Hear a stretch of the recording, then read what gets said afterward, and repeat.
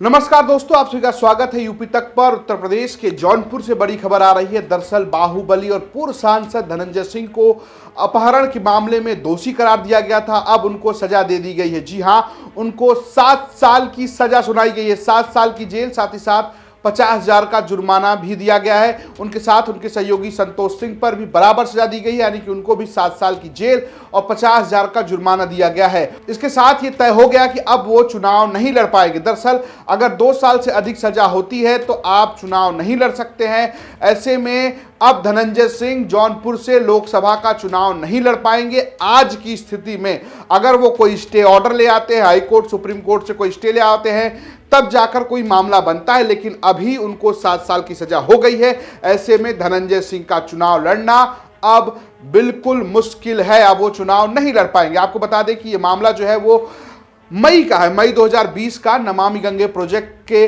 Project manager अभिनव सिंघल ने एक FIR दर्ज कराई थी। उन्होंने आरोप यह लगाया कि धनंजय सिंह के कुछ सहयोगी घटिया माल इस्तेमाल करने का दबाव बना रहे थे, और जब उन्होंने मना किया तो उनके साथ पहले गाली गलौज की गई, उनसे मारपीट किया गया, उन पर पिस्तल तानी गई और उनको उठाकर ले जाया गया और वहां पर सीधा उठाकर उनको धनंजय सिंह के घर ले जाया गया, जहां पर धनंजय सिंह ने उनको धमकी दी जान से मारने की।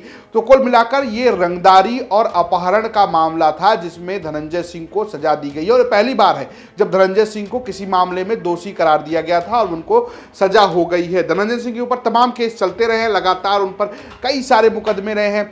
एक समय ऐसा भी आया था जब पुलिस ने उनके एनकाउंटर की भी घोषणा की थी, लेकिन वो जिंदा वापस लौट आए थे, उनका एनकाउंटर नहीं हुआ था।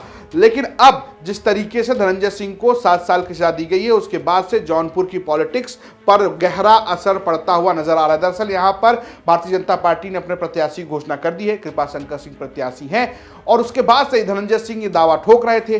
कोशिश ये थी किसी और पार्टी से उनको टिकट मिल जाए, हालांकि माना यह जा रहा था कि वो निर्दलीय मैदान में उतर जाएंगे, लेकिन इस बीच उनको सजा हो जाती है। अब वो चुनाव नहीं लड़ पाएंगे। अब बड़ा सवाल यह है कि क्या उनके जगह उनकी पत्नी श्रीकला रेड्डी चुनाव लड़ेंगी। दरअसल श्रीकला रेड्डी अभी जौनपुर में जिला पंचायत अध्यक्ष है और उन्होंने काफी जोड़ तोड़ करके ये चुनाव जीता था। उन्होंने भारतीय जनता पार्टी के ही प्रत्याशी को मात देकर ये चुनाव जीता था और अब उनके सामने एक बार फिर बीजेपी की चुनौती है। हालांकि अभी तक गठबंधन ने अपने प्रत्याशियों की घोषित नहीं की है और ना ही धनंजय सिंह ने ऐलान किया है कि उनकी पत्नी चुनाव लड़ेंगी। हालांकि वो लंबे समय से इस बात की तैयारी में लगे हुए थे कि वो ये चुनाव लड़ लें। आपको बता दें कि धनंजय सिंह फिलहाल अभी तक जेडीयू के राष्ट्रीय महासचिव हैं।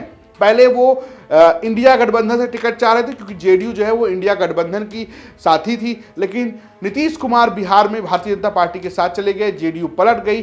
तो अब उनको उम्मीद थी कि एनडीए से उनको, यानी बीजेपी के कोटे से, एनडीए के कोटे से उनको बीजेपी से टिकट मिल जाए, लेकिन ऐसा हुआ नहीं। उनकी जगह कृपाशंकर सिंह चुनावी मैदान में उतर गए और धनंजय का पत्ता कट गया, ऐसा बताया जा रहा है। लेकिन अब सजा के ऐलान के बाद धनंजय का चुनाव लड़ना अब बिल्कुल मुश्किल हो गया है। अब देखने वाली बात यह है कि क्या धनंजय सिंह कोई बड़ा फैसला लेते हैं, क्या वो जेल के अंदर से अपनी पत्नी को चुनाव लड़ाएंगे।